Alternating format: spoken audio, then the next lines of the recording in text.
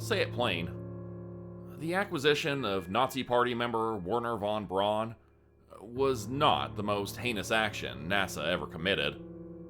Not by a long shot. By the time I'm done here, you will not look up at the sky in the same way. I want to start off by offering an olive branch of trust. I am not a former NASA employee, an astronaut, or some high-ranking government official on the loose. Those people don't have the fucking time to share their findings or the wherewithal to do so. No, I'm a whistleblower, sharing this in plain sight where it'll go unnoticed. A needle in a needle pit, if you will. By December of next year, it will be half a century since humanity has attempted to, or landed on, the surface of our lunar body. Between 1968 and 1972, we manned 6 missions, and a dozen amazing men have passed 250,000 miles. Since then, the highest we've gone is barely 400 miles, staying in the proverbial pocket. Do you ever wonder why that's the case? I started looking into this when I noticed a large amount of conversations during the lead up to the half-century anniversary of our lunar landing were met with evasive and awkward answers. Yes, we know NASA has received less than stellar funding over the years, but there's obviously more to it than that. Every time I'd get an interview with a cosmonaut, a roadblock would be put in my way. Mr. Blank can't see you right now. He's got a hip surgery and needs to focus on his recovery. I'm sorry, but Dr. Blank is unavailable. He's facing a bereavement and can't handle interviews at this time. This is the son of Dr. Blank, and she's requesting you cease and desist from contacting her. Roadblock after fucking roadblock. Nobody wanted to talk to me, and every forum was littered with idiots, weirdos, and conspiracy theory nuts who were convinced of superfluous tall tales about the moon. These fuckers never got a degree, did any proper unbiased research, or went out of their mother's tinfoil-laden basement. They had no clue. But I was objective. I paid my dues, reporting on scientific achievements, and I'd always prided myself on being able to focus on the truth, not the circumstantial. Anyone with half a brain can sense something is wrong when they look up at that lunar body. The pale, faceless orb gazing down at us night after night. It gets worse when you remember it's never really gone during the day. That the pale blue sky can only hold it back for so long, before it rips through the thin veneer of safety and looms overhead. Good thing you can't watch me where I am, in the safe house. Sometimes I hear groaning outside. Pleading, perhaps. They still want to communicate. To make me look. I digress. I was persistent and called in some favors to get access to archived and classified documents, highlighting the space race, expeditions to the moon, and lost cosmonauts. For anyone not familiar with the original term, it was used as a way to catalog astronauts sent into space by the Soviets. But their existence was never acknowledged by the Russian government in any way, thus making them lost. It details many things, horrible things, but the key among them is one word that stood out when referring to the lost cosmonauts: communication. A transponder developed by the Soviets somehow still worked in the hours following a critical error that would leave a cosmonaut in peril. For brevity, I will share the transcript in its entirety. 28th of May, 1967. Project Hushwave activated. Set to direct frequency. Awaiting response. Project Overseer, Dr. Vitali. Cosmonaut, Colonel Ellen. Colonel Ellen, do you copy? Can you hear me? No response. Dr. Vitali repeats the question 3 more times before a response is brought back. Yes, Doctor. I can confirm I hear you. I was unsure if it was you. The voices. can sometimes lie. Clarify? A short response. This time, suspected hesitance on Elin's part, due to a slight stammer. It is the darkness. It lies to you. It makes all voices seem like they're putting on an act, trying to gain trust before hurting you. Hurting you badly. It tells me to pull back the curtain, but I refuse. I do not understand. How can there be voices where you are? I do not want anyone from home to understand. They are still in the fog. It is to be expected.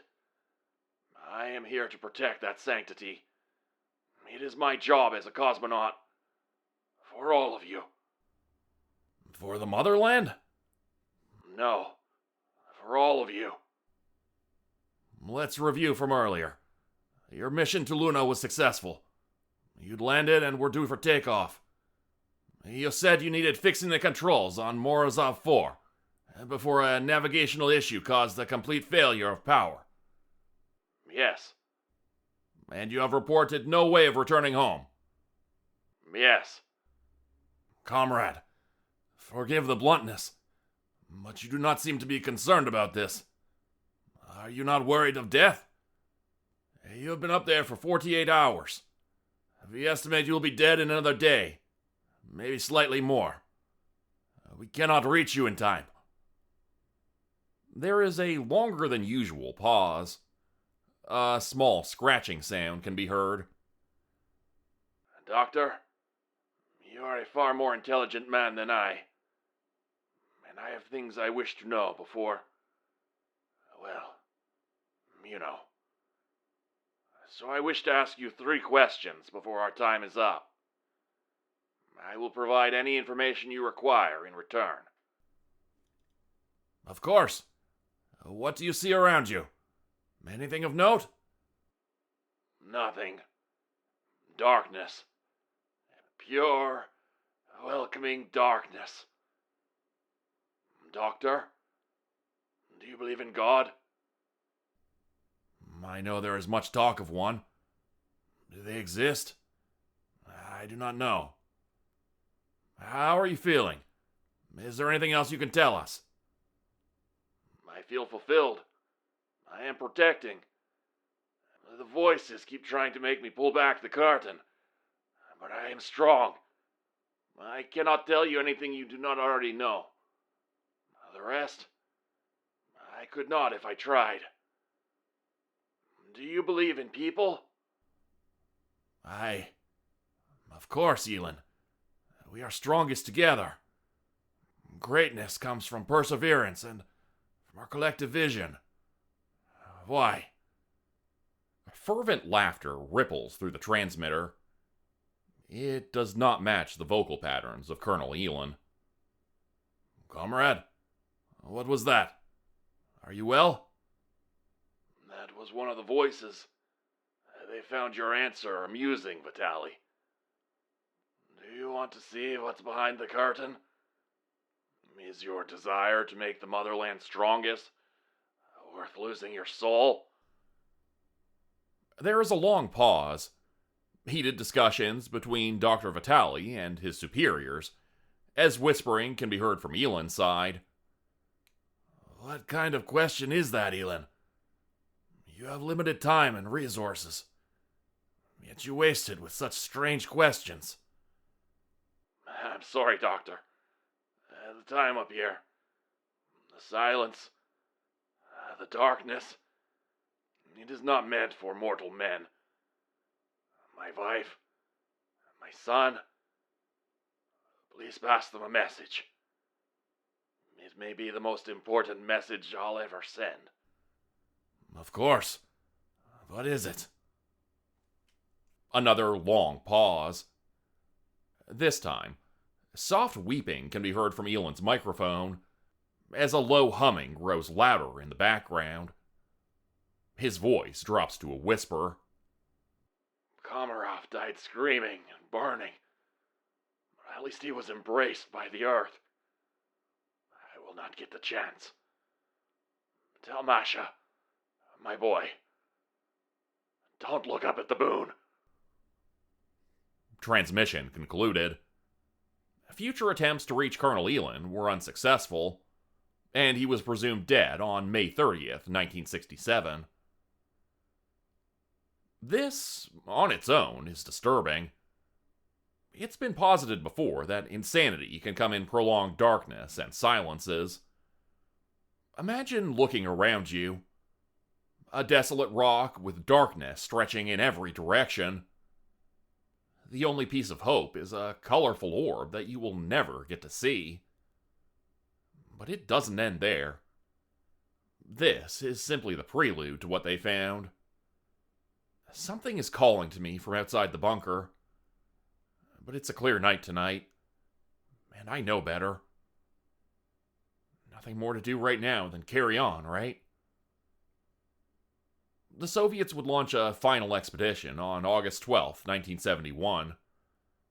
A reconnaissance job involving 3 astronauts would scope out Elin's final location and see what they could find. The space race now long over and interest dwindling, it was hoped that a definitive find would help boost funding and establish Soviet dominance. Rather than relaying the entire transcript, I'll pick things up from the first hour following a successful landing and beginning their search. August 13th, 1971. Landing of Fedorov 2 is successful. Transmission established. Project Overseer, Dr. Vitali. Cosmonauts, Commander Abramovich, Pilot Vadich, and Science Pilot Semenov. Commander Abramovich checking in. Making our way to Colonel Elin's last known coordinates. ETA, 3 hours. Semenov says he sees something. Wants to check it out first. Understood. Keep your wits about you, Elia. It is unknown territory once you reach his spot. There's a short discussion, and Abramovich comes back, confused. Doctor, you said Colonel Elin's ship malfunctioned with no way to return, yes? That's correct, Commander. Is there an issue? Yes. Semenov has looked at the ship. The damage done to it was man-made. There are several dents on the outside, and the panel was forcibly ripped. Muffled murmuring from Vitali's side continues for a few minutes. Abramovich clearly concerned. Doctor? It has been noted. Perhaps more answers lay with his corpse. Collect what samples you need and head to his last known coordinates. Out. 3 hours, 18 minutes pass before correspondence begins again. We have arrived at Elin's last known location. No sign of him. We can see the Terminator. The line between the light and dark side of the moon. About 1 kilometer from our position. Vatich wants to scope it out. Head for the Terminator. But be wary. Oh my god, Doctor. Semenov says he can see a cave entrance right by the Terminator. I'm moving in for a closer look. If this is true, this could be the greatest find in human history, comrade. But keep an eye for Elin's body. That is still priority. There is a long pause, and when Abramovich speaks, his voice is shaking. We found him. Requesting permission to evacuate immediately. Denied. Why would you leave without exploring the cave? What is going on, Commander? Report. Semenov can be heard trying to calm down Vadich, who is having a panic attack. Colonel Elin is in a small hole that was made by extreme force. His body has been crushed. Hands are mangled, and his visor has been destroyed. His face. Oh God. Pieces of it are missing. Something chewed off his cheeks and lips. Requesting permission to evacuate immediately, Doctor. Denied. You're not seriously suggesting there's something up there, are you, Commander? Listen to yourself. You're experiencing the same sickness as Elin. The sight of a corpse is simply making you delirious. Doctor, all 3 of us are seeing the same thing. Enough. Leave him where he lays. We will discuss this soon. Explore the cave. This is too important to find to back out now. The last of our funding went into this project, and we will not leave empty-handed and let those capitalist pigs gloat over their victory. Do you hear me? Vitaly smacks the desk, and the mic booms. There's a short pause. Confirmed. Moving to explore. There is silence for 5 minutes as the group maneuvers to the cave opening. Cave itself appears natural, but the incline goes down, and there seems to be some stronger gravity. There are some rudimentary steps. Man-made? Some kind of creature, maybe. Goes down for a decent while. We'll update when we see the bottom. I want photos of everything, Abramovich. And make sure Vadich picks himself up and helps Semenov. Heavy breathing comes through 7 minutes later, and when Abramovich speaks, he is exasperated. We found a central room. Several basic archways leading further on. But we are in a makeshift command room, for my best guess. Vadich thinks that through the route we took, we've gone under the Terminator, dividing the light and dark. Now we are firmly underneath the dark side of the moon. He thinks we're in front of shutters. There's a button in front of us. Semenov is begging us to go back. I think we should listen. Push it. But sir... You will not dishonor our motherland with your hesitance. We are on the cusp of greatness. Push it. Abramovich pushes the button, and the sound of the shutters rising fills the audio. Within 60 seconds, screaming follows. A heavy thud and the sound of glass breaking cuts through the static, before Abramovich can be heard panting. Oh my god. It's a viewing port. Where are Pilot Vatich and Science Pilot Semenov? What is going on? It's a viewing port. It looks out on... No.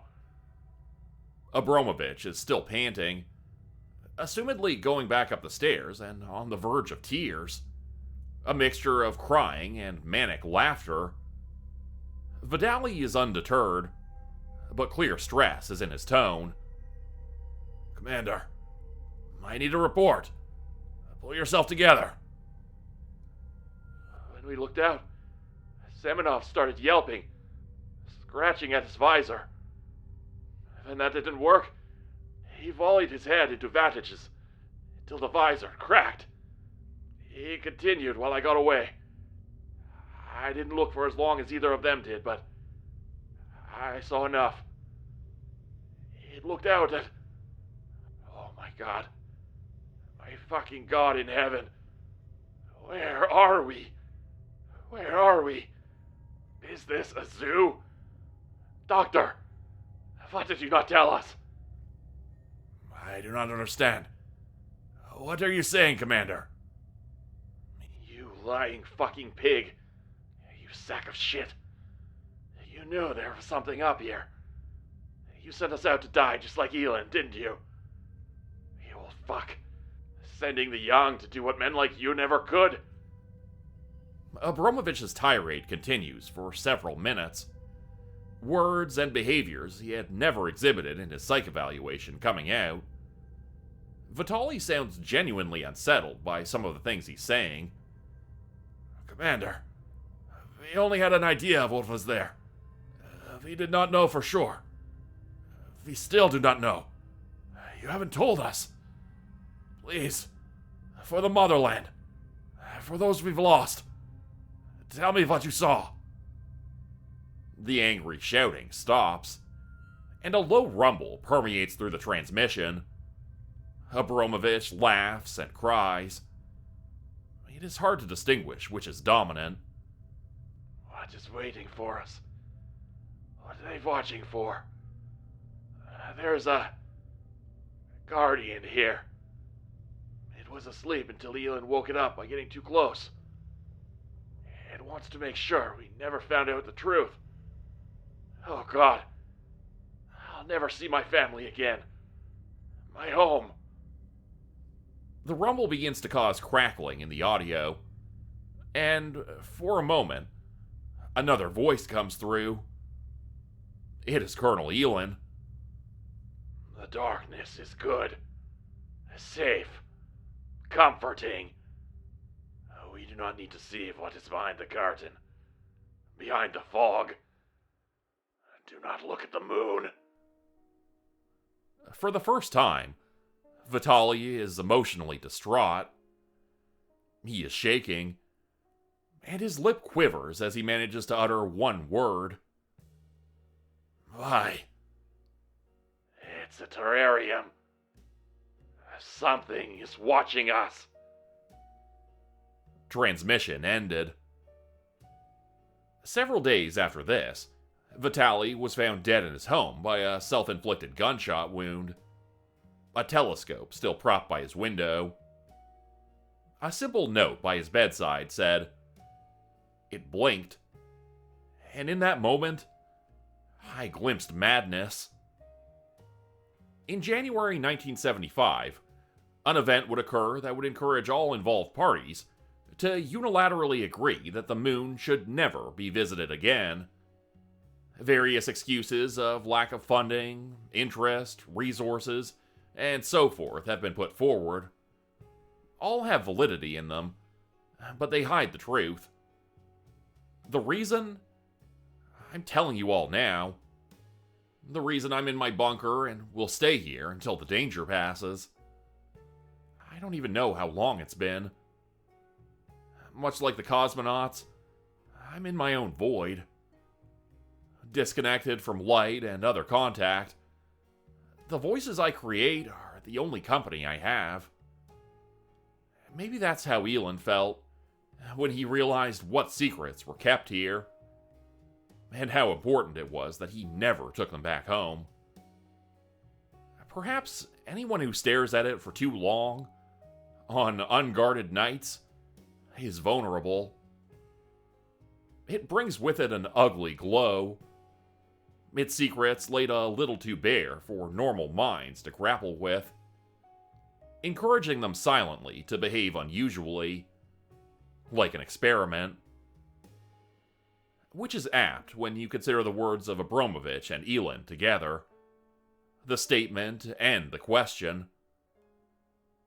It's a terrarium. Something is watching us. Do you want to see what's behind the curtain? We looked behind the curtain. I don't know what exactly they saw, but with every supermoon, it gets a little bit closer. And now it knows we're aware of it. There isn't meant to be a supermoon out tonight, but something is looming overhead, speaking to people. Please, don't look at it. You don't want to know what's looking back. Become a channel member today for early access, bonus videos, and special emojis only available to members. Check out the description below or click the join button for more info. If you'd like another way to help support the channel, please consider joining my Patreon page at patreon.com/JordanGroupHorror. As a patron, you'll get access to bonus videos and content. You'll be credited at the end of every video going forward, and if you decide to stay for 3 months, I'll name a character after you which will be featured in a Hollow's End story. Links to join the Patreon are in the description. Thanks everyone for listening. Please like, subscribe, and comment to help the channel continue to grow. And see you again next time at 4 p.m. Eastern Standard Time. Hope you have a great night.